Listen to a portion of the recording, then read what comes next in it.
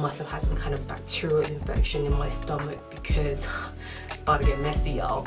I was shitting everywhere. Igwe, you're trying to tell me you old African uncle are 41 years old. This is what you think is going to impress me? Really? Like, there was barely 3 bricks on top of each other. They had barely done anything, and he thought I would be impressed by the nothingness, literal nothingness that he was showing me. I will call him dirty perverted uncle, because more than half of the time that Igwe was talking to me, guess where his eyes were?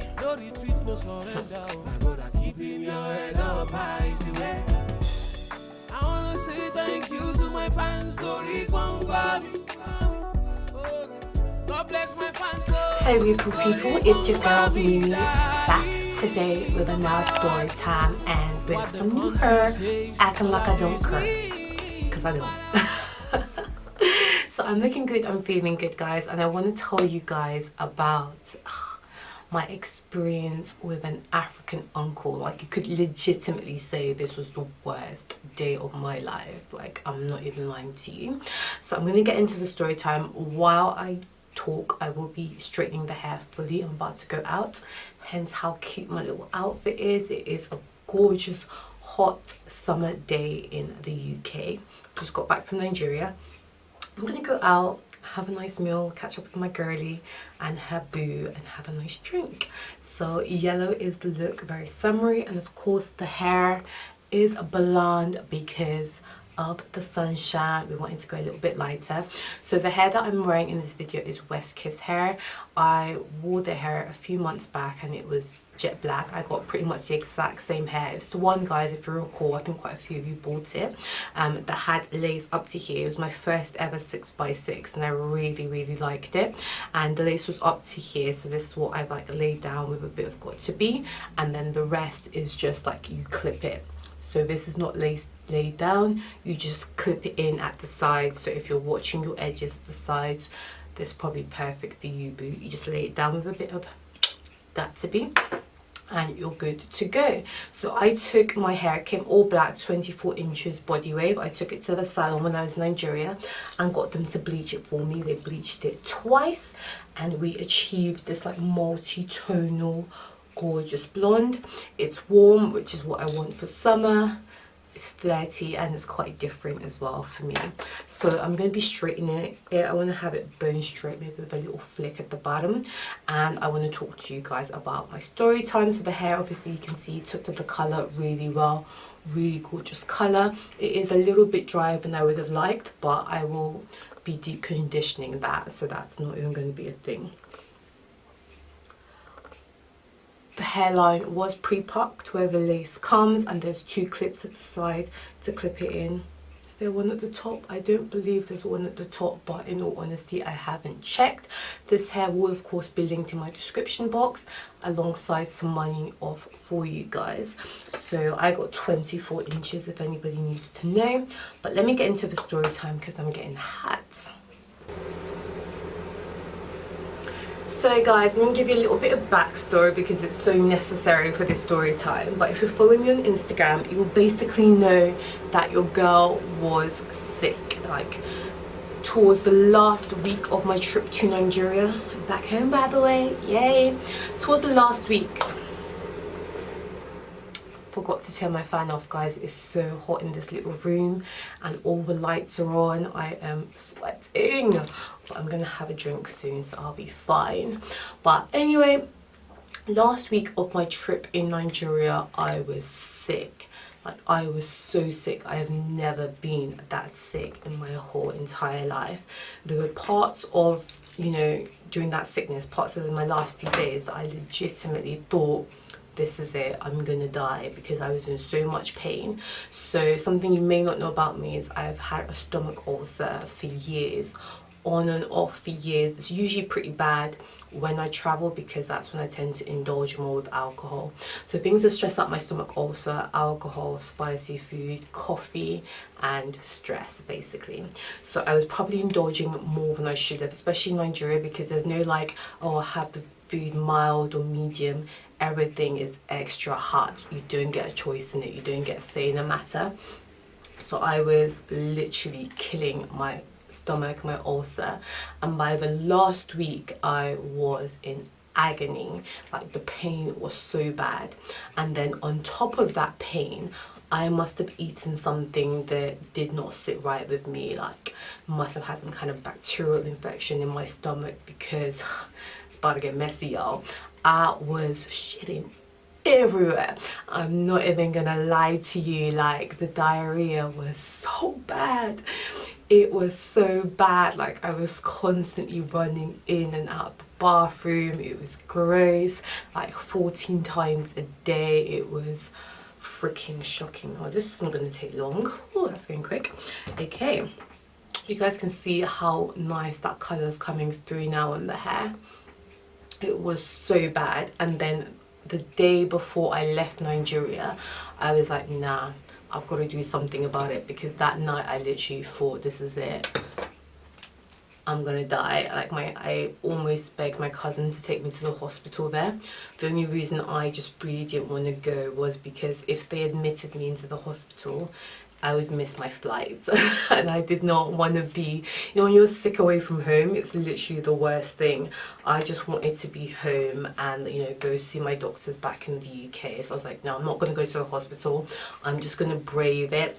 But I went to go see a pharmacist. She gave me some meds, you know, and thank God I got those meds, because yeah, it'll come, I'll talk about it again soon.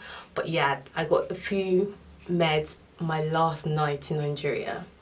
Now, the day I'm flying back home, I already knew this was going to be the worst flight of my life. It was 6.5, 7 hours, because I think we're a little bit delayed. 7 hours on that flight with extreme stomach ulcer pains and severe diarrhea. Like, the medication for the diarrhea helped a little bit, but nah, your girl was still in everywhere. And I was just thinking, what am I gonna do? Because I had a window seat. I had a window seat, and I was just like, no, the best thing I can hope for is that nobody sits next to me. You know, because it wasn't like 3 seats, it was only 2, and I was by the window. I was just hoping nobody sits next to me. Wouldn't you know it, one of the last people to get on the plane is my African uncle. We're gonna call him Igwe. My Igbo people, stand up. So we're gonna call him Igwe. And he comes and he sits down next to me, doesn't say anything. I'm like, good, because my strategy for this flight, guys, was just to sleep through the whole thing. I was like, look, if I sleep, I won't feel any pain, and hopefully I won't have to go to the toilet. So luckily, actually, the toilet was literally just like 1 or 2 seats behind me. It wasn't far away at all. So if your girl had to dash, she'd have been covered. But anyway, strategy was just to sleep through this trip. Within minutes, I'd got my head down. I'm already on lots of medication. It was quite easy actually for me to kind of start drifting off. Next thing I know, Mr. Igwe is nudging me and he's like, hi, hi. I'm like, you not see that I turned away from you deliberately. My head's on the window. I've got my head bowed. I ain't trying to talk to nobody. He's introducing himself like, hi, my name is Igwe. Where are you flying to? He's flying to America. So he was connecting at Heathrow, London Heathrow. So Heathrow wasn't his final destination. Blah-de-blah-de-blah. Okay, I'm not going to be rude, so I respond, yes, my name's Mimi. London, that's where I live, grew up, yeah. Igwe starts telling me his whole life story, that he says he's lived in America since he was 10. So he said he lived there for the last 30 years, that he moved there when he was 11. He moved there when he was 11.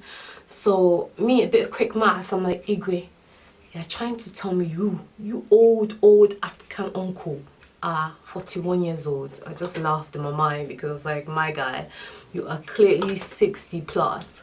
Clearly 60 plus. I know black don't crack, darling, but don't even come and try that ish.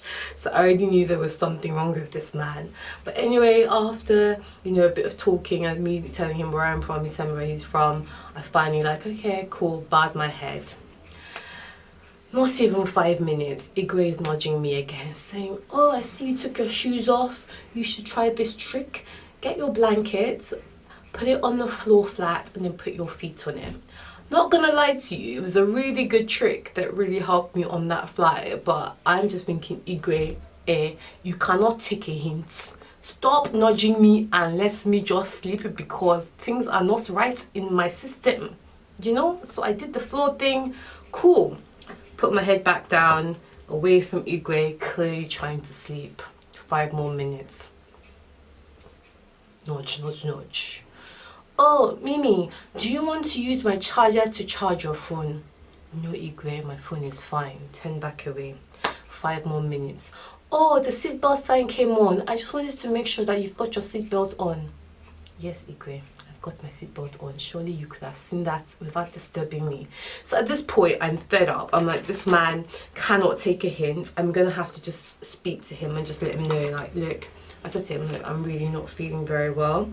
I've been having a lot of stomach issues. It's like, oh no, no. Instead of him to be like, oh, I'm so sorry, I'll let you get on. He's like, no, next time when you travel, you should buy this, you should buy that. I used to have all these troubles as well when I used to travel, but I don't have them anymore. This is how you have to prevent. I said, shit, okay. By the time he finished, I went back to sleep. And, you know, for a good hour or two, my guy left me.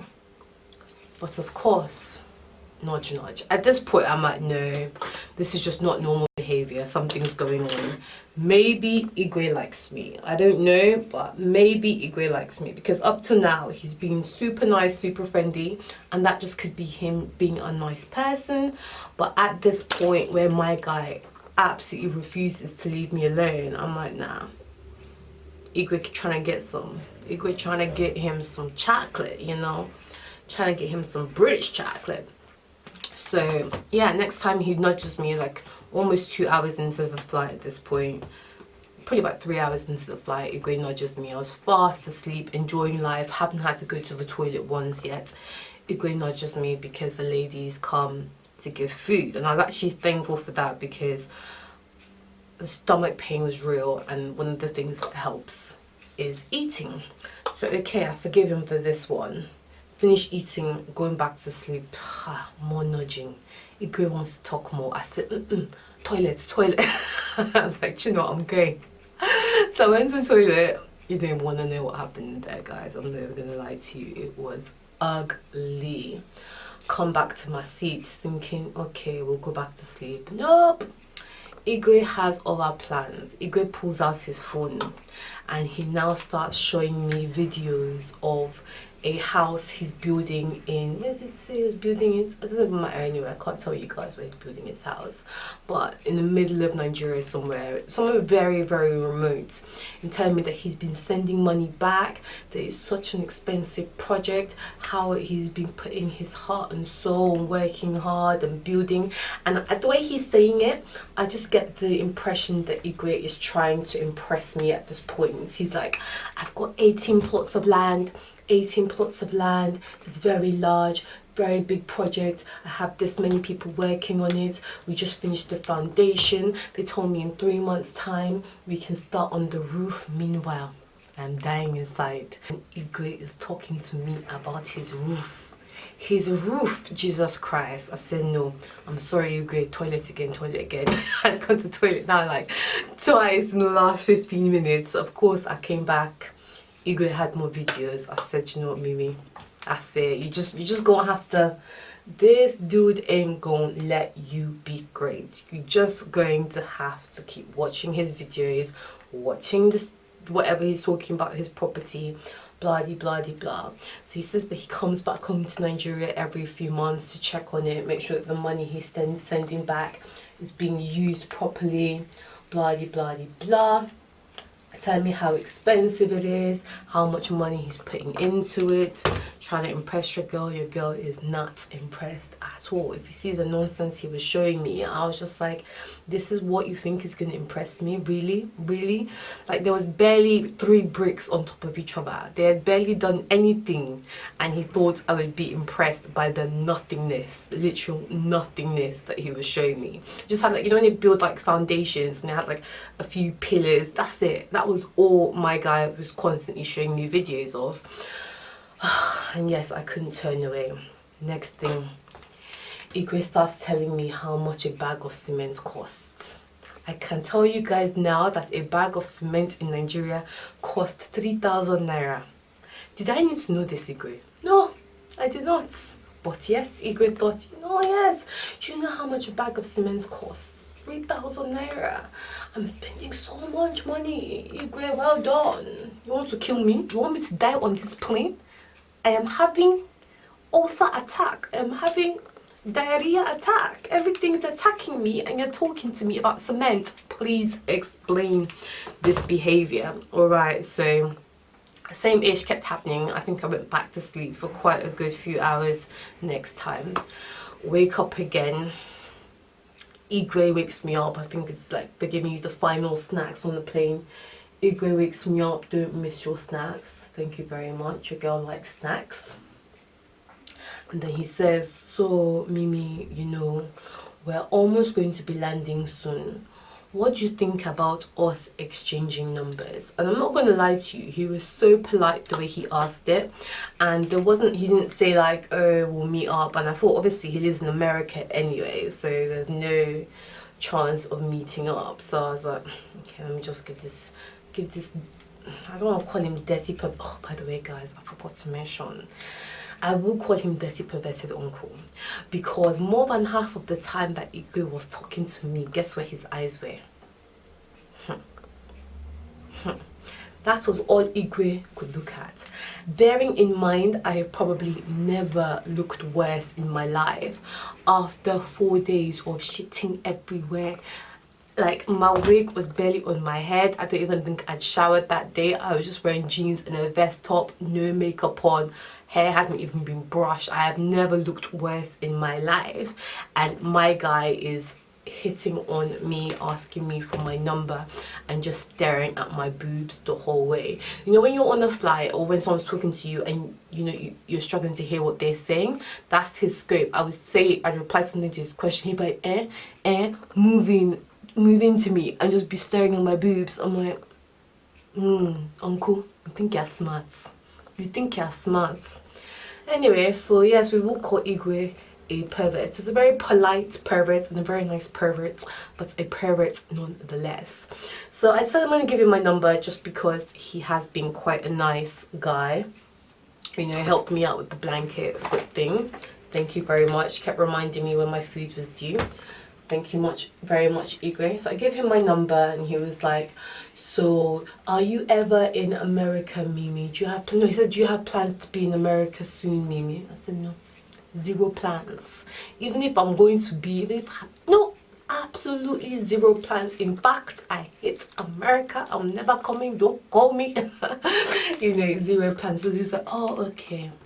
He thought about it. A few minutes later, he said, well, maybe I'll invite you. Maybe I'll send you a ticket. I just, no response. Okay, so now we've swapped numbers, and he's telling me how to save his number in my phone.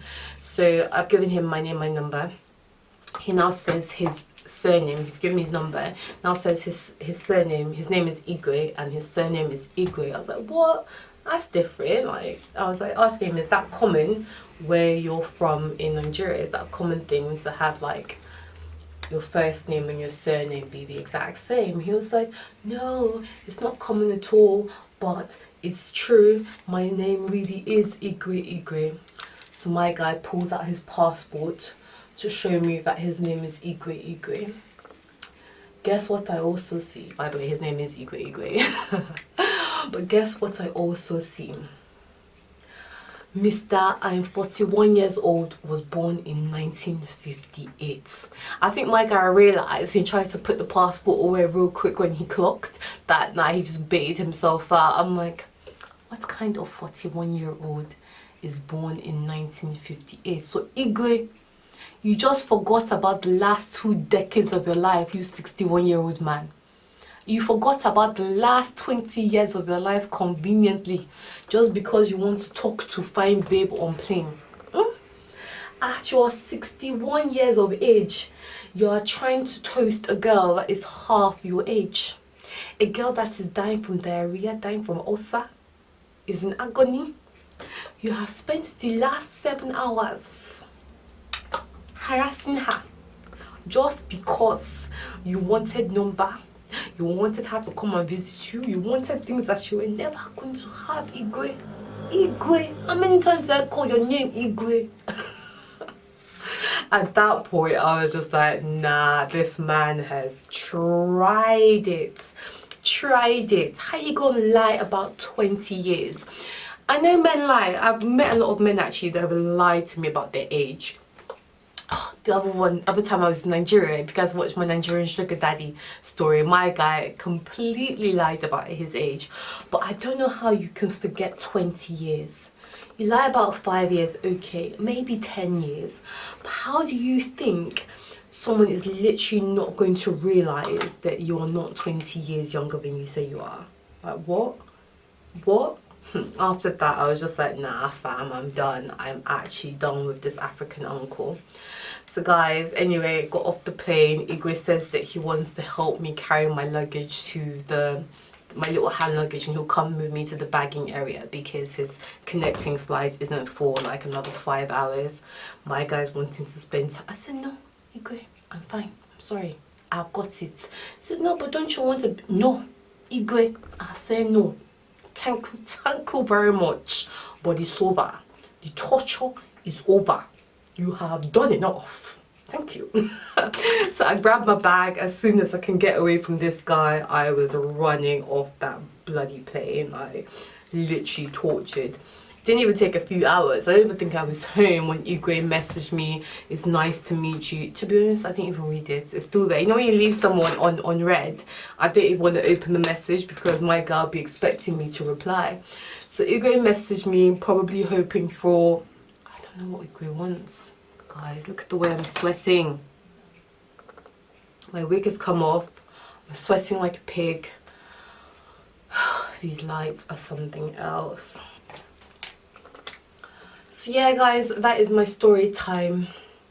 Igwe, the African uncle, who just wanted to talk. Meanwhile, I was dying.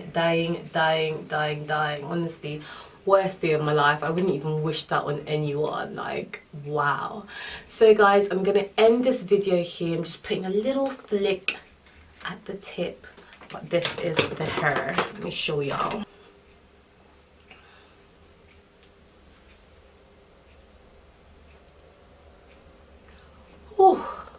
I'm hot, I'm sweaty, I'm hot, and I'm sweaty, I'm hot. Knowing you're already late, I'm so late to meet my friend, yeah, I gotta go. I'm gonna end this video here guys. Don't forget you can check out Westkiss hair. It will be linked in the comment section. It does come black, but I'm pretty sure they have some gold and blonde bundles as well if you prefer bundles. But this was already made 6x6 wig, 24 inches, body wave, but I have just straightened it today and it is good quality hair. Took the color really well, did 2 different treatments. I will have everything linked in my description box. If you're not following me on Instagram, make sure you follow me at Justin_me. And if you loved it or you've enjoyed this video, do not leave without subscribing. My name is Justin. I was feeling good. Guys, in the next one. No retreat, no surrender. One of the rules of the game.